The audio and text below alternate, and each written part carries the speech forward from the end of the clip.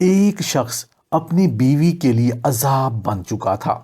بیوی کی چھوٹی چھوٹی باتوں پر ناراض ہونا، اسے سخت الفاظ میں ڈانٹنا اور بعض اوقات اسے رات بھر آنسو بہانے پر مجبور کرنا اس کی عادت بن چکی تھی۔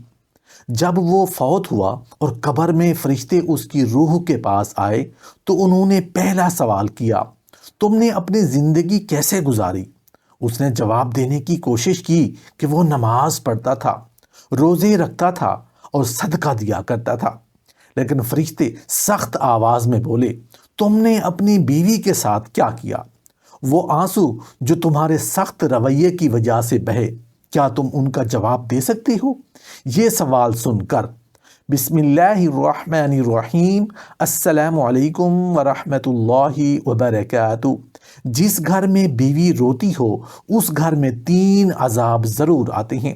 محترم ناظرین، ایک ایسا گھر جہاں سکون کا ہر پل ہوا میں تحلیل ہو جائے، جہاں راتوں کی خاموشی دردناک سسکیوں سے گونجتی ہو، جہاں خوشبو کی بجائے آنسوں کی نمی محسوس ہو۔ کیا آپ تصور کر سکتی ہیں کہ ایسے گھر میں کیا کچھ چھپ رہا ہے؟ ایک بیوی جو اپنے دل کے بوجھ کو چھپانے کے لیے اپنے آنسو بستر کی تہوں میں چھپا دیتی ہے، کیا اس کے آنسو زمین پر پڑ کر کوئی صدا نہیں دیتے؟ کیا یہ خاموش چیخیں آسمانوں تک نہیں پہنچتی؟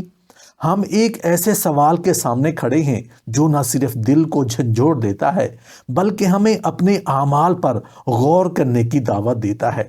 کیا یہ ممکن ہے کہ اس درد کے بادلوں میں کچھ خدائی پیغام چھپا ہو؟ قرآن و حدیث کے مطالعے اور بزرگان دین کی تعلیمات سے یہ بات واضح ہوتی ہے کہ ظلم اور ناانصافی کے نتائج نہ صرف دنیاوی زندگی میں ظاہر ہوتے ہیں بلکہ آخرت میں بھی ان کا سخت حساب لیا جائے گا۔ لیکن کیا آپ جانتے ہیں کہ ایک ایسے گھر میں جہاں بیوی آنسو بہا رہی ہو 3 خاص عذاب نازل ہو سکتے ہیں؟ یہ عذاب کیا ہیں، ان کی نوعیت کیا ہے اور یہ ہمارے لیے کس قدر بڑا سبق رکھتے ہیں؟ ان سوالات کا جواب صرف جذباتی نہیں بلکہ روحانی اور عملی اثرات کے ساتھ آپ کی زندگی کو بدل سکتا ہے۔ آئیں ان عذابوں کے بارے میں جاننے کے لیے تفصیل کے گہرائی میں چلتے ہیں۔ جس گھر میں بیوی روتی ہو اس گھر میں 3 عذاب ضرور آتے ہیں۔ 3 عذاب میں سے پہلا عذاب سکون کی بربادی۔ ایسا گھر جہاں بیوی دلی طور پر پریشان ہو، مسلسل روتی رہے، وہاں سب سے پہلا عذاب سکون کی بربادی کی صورت میں آتا ہے۔ تصور کریں کہ ایک ایسا گھر جہاں روشنی کی بجائے اندھیرا چھایا ہوا ہو، جہاں دیواریں سکون کی بجائے خوف کی کہانیاں سناتی ہوں اور جہاں خوشبو کی بجائے دکھوں کے سرگوشیاں گونجتی ہوں۔ کیا آپ جانتے ہیں کہ ایسے گھروں میں سب سے بڑی تباہی کیا ہوتی ہے؟ وہاں عذاب جو خوشیوں کو نگل لیتا ہے، سکون کو برباد کر دیتا ہے اور ہر مسکراہٹ کو آنسو میں بدل دیتا ہے۔ یہ عذاب نہ زلزلے کی صورت میں آتا ہے، نہ آسمانی بجلی کی طرح، بلکہ یہ گھر کے اندر پیدا ہوتا ہے جب بیوی کے دل کو دکھوں اور آنسوؤں کا گھر بنا دیا جاتا ہے۔ اسلام نے ازدواجی زندگی کو سکون اور محبت اور رحمت کا ذریعہ قرار دیا ہے۔ قرآن پاک میں فرمایا گیا ہے، یعنی اللہ کی نشانیوں میں سے یہ ہے کہ اس نے تمہارے لیے تمہارے جوڑوں کو پیدا کیا تاکہ تم ان سے سکون حاصل کرو۔ لیکن جب عورت کے دل کو سکون کی بجائے پریشانیوں اور دکھوں کا مرکز بنا دیا جائے تو اللہ کی یہ رحمت غضب میں تبدیل ہو سکتی ہے۔ علماء اور بزرگان دین فرماتے ہیں کہ جس گھر میں عورت دلی طور پر روتی ہو وہاں سکون کی جگہ بے برکتی، عذاب کا سایہ ہوتا ہے۔ ایسے گھروں میں سکون واپس لانے کا واحد راستہ یہ ہے کہ عورت کو عزت، محبت اور دلی خوشی دی جائے۔ نبی کریم صلی اللہ علیہ وآلہ وسلم نے فرمایا، یعنی تم میں سب سے بہتر وہ ہے جو اپنے گھر والوں کے ساتھ بہتر ہو۔ اگر ہم اپنی بیویوں کے آنسو پوچھنے اور ان کے دل کی بات سننے کی عادت ڈال لیں تو گھروں سے عذاب ختم ہو سکتا ہے۔ آج وقت ہے کہ ہم اپنے رویے کا جائزہ لیں، اپنی بیویوں کو خوشی اور سکون کا ذریعہ بنائیں اور اپنے گھروں کو اللہ کی رحمتوں کا گہوارہ بنائیں۔ یاد رکھیں، ایک عورت کی مسکراہٹ نہ صرف گھر کے بلکہ پوری نسل کی خوشحالی کی ضمانت ہے۔ قرآن مجید میں اللہ تعالیٰ فرماتا ہے، اور تم ان کے ساتھ اچھے سلوک سے زندگی بسر کرو۔ جب شوہر اس حکم کو نظر انداز کرتا ہے اور بیوی کے جذبات کو رونتا ہے تو یہ سکون کا چراغ بجھنے کا آغاز ہوتا ہے۔ گھر کے افراد میں تنازع، بے اعتمادی اور بے سکونی ہر لمحہ بڑھتی جاتی ہے، حتیٰ کہ وہ گھر ایک جیل کے مانند محسوس ہونے لگتا ہے۔ جس گھر میں بیوی روتی ہو اس گھر میں 3 عذاب ضرور آتے ہیں۔ 3 عذاب میں سے دوسرا عذاب رزق میں تنگی۔ دوسرا عذاب جو ایسے گھروں پر آتا ہے وہ رزق میں تنگی کی شکل میں ظاہر ہوتا ہے۔ کیا کبھی آپ نے سوچا ہے کہ ایک عورت کے آنسو زمین پر گر کر آسمانوں کو کیسے ہلا سکتے ہیں؟ ایک بیوی کے دل سے نکلی آہ ایک ایسا تیر ہے جو سیدھا عرش تک پہنچتا ہے۔ اس تیر کی شدت وہی جانتا ہے جس نے اپنی رحمت کو ماؤں کے قدموں تلے رکھا اور عورت کے ساتھ حسن سلوک کو ایمان کا معیار قرار دیا۔ لیکن جب ایک شوہر اپنی بیوی پر ظلم کرتا ہے، اس کی دل آزاری کرتا ہے یا اسے بے جا آنسو بہانے پر مجبور کرتا ہے تو وہ در حقیقت اللہ کی ناراضگی کو دعوت دیتا ہے۔ یہ آنسو زمین پر نہیں گرتے بلکہ آسمانوں میں عذاب کی چنگاریوں کو بھڑکاتے ہیں، جو اس گھر کے سکون، برکت اور رزق کو راکھ میں بدل دیتے ہیں۔ نبی کریم صلی اللہ علیہ وآلہ وسلم نے فرمایا، عورتوں کے ساتھ اچھا برتاؤ کرو کیونکہ وہ تمہارے پاس اللہ کی امانت ہے۔ بیوی پر ظلم کرنا نہ صرف اخلاقی گناہ ہے بلکہ یہ اللہ کے ہاں سب سے ناپسندیدہ عمل ہے۔ اللہ تعالیٰ نے قرآن مجید میں واضح فرمایا، وَلَا تَمْسِكُوهُنَّ ضِرَارًا لِتَعْتَدُوا، یعنی بیوی کو نقصان پہنچانے کے لیے ظلم کے ساتھ روکے نہ رکھو۔ ظلم کرنے والا نہ صرف اپنی دنیا برباد کرتا ہے بلکہ آخرت میں بھی سخت عذاب کا مستحق ہوتا ہے۔ ایسے گھروں سے سکون ختم ہو جاتا ہے، برکت اٹھا لی جاتی ہے اور رزق کی تنگی ان پر مسلط کر دی جاتی ہے۔ جب بیوی کے دل سے آہ نکلے تو اللہ کے حضور پہنچتی ہے تو وہ گھر نیکی اور خیر خواہ کا مرکز بننے کی بجائے آزمائش اور پریشانیوں کا شکار ہو جاتا ہے۔ وقت آ چکا ہے کہ ہم اپنی بیویوں کو وہ عزت اور محبت دیں جس کے وہ حقدار ہیں۔ بیوی کا دل اللہ کی نعمتوں کو جذب کرنے کا ایک دروازہ ہے، اور اگر یہ دل ٹوٹ جائے تو رحمت کی بجائے اللہ کی ناراضگی گھر کا مقدر بن سکتی ہے۔ نبی کریم صلی اللہ علیہ وآلہ وسلم نے فرمایا، سب سے کامل ایمان والے وہ ہیں جن کا اخلاق سب سے اچھا ہو اور جو اپنے اہل خانہ کے ساتھ بہترین ہو۔ آئیے ہم اپنے رویے پر غور کریں، بیویوں کے ساتھ نرمی اور محبت کا برتاؤ کریں اور ان کے دل سے نکلی دعاؤں کو اپنے گھروں کی برکت اور خوشحالی کا ذریعہ بنائیں۔ یاد رکھیں، بیوی پر کیے گئے ظلم کا حساب دنیا میں بھی لیا جاتا ہے اور آخرت میں بھی، لیکن محبت سے جیتا ہوا دل ہمیشہ سکون اور برکت کا باعث بنتا ہے۔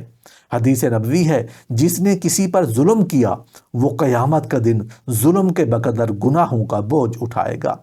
بیوی پر ظلم کرنا اس کے آنسوں کا سبب بنتا ہے، اللہ کی ناراضگی کو دعوت دینا ہے، اور اللہ کی ناراضگی کا نتیجہ اکثر معاشی مشکلات کی صورت میں ظاہر ہوتا ہے۔ ایسے گھروں میں برکت ختم ہو جاتی ہے اور کمائی کا راستہ رکاوٹوں سے بھر جاتا ہے۔ جس گھر میں بیوی روتی ہو اس گھر میں 3 عذاب ضرور آتے ہیں۔ 3 عذاب میں سے تیسرا عذاب روحانی انحطاط ہے۔ ایسا گھر جہاں بیوی کے آنسو بہتے ہوں وہاں آخری اور سب سے بڑا عذاب روحانی انحطاط کی شکل میں آتا ہے۔ وہ گھر جو اللہ کی رحمت اور برکت کے قابل ہو سکتا تھا، اپنی ناانصافی کے باعث شیطانی وسوسوں اور گناہوں کا مرکز بن گیا۔ نبی کریم صلی اللہ علیہ وآلہ وسلم نے فرمایا، سب سے بہتر تم میں سے وہ ہے جو اپنے گھر والوں کے ساتھ بہتر ہو۔ جب شوہر اپنے اس فرض کو بھول جاتا ہے تو وہ نہ صرف اپنے ایمان کو کمزور کرتا ہے بلکہ اپنی عاقبت بھی خراب کرتا ہے۔ ایک روز حضرت علی رضی اللہ عنہ کے پاس ایک شخص آیا جو زندگی کے مسائل اور گھر کی بے سکونی سے پریشان تھا۔ اس نے سوال کیا، یا امیر المومنین، مجھے بتائیں کہ میں اپنے گھر کا سکون کیسے حاصل کر سکتا ہوں؟